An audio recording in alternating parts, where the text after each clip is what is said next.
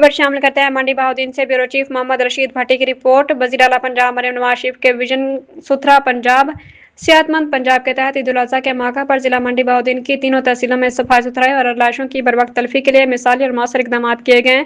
जिन्हें शहरियों ने बेहद सराहा और जिला इंतजामिया की कारकर्दगी पर इत्मीनान का इजहार किया। डिप्टी कमिश्नर आदिल हैदर की हदायत पर जिला इंतजामिया, म्यूनसिपल कमेटियों, वेस्ट मैनेजमेंट टीमों और सुथरा पंजाब प्रोग्राम के अमला ने ईद के तीनों दिन फील्ड में मौजूद रहकर सफाई ऑपरेशन जारी रखा। जिला भर में 2050 से ज्यादा वर्कर्स ने शदीद गर्मी के मौसम में भी दिन रात मेहनत करते हुए कुर्बानी के जानवरों की आलाइशों के फौरी तौर पर उठाने,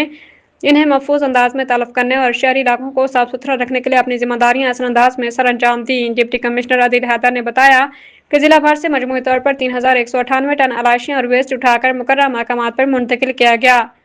जबकि माहौल को खुशगवार और ताफून से पाक रखने के लिए 300 लीटर अर्के गुलाब और 1000 लीटर फिनाइल इस्तेमाल किया गया। डिप्टी कमिश्नर ने जिला की तीनों तहसीलों का दौरा करके सफाई ऑपरेशन की खुद निगरानी की, फील्ड में मौजूद अमला की कारकर्दगी का जायजा लिया।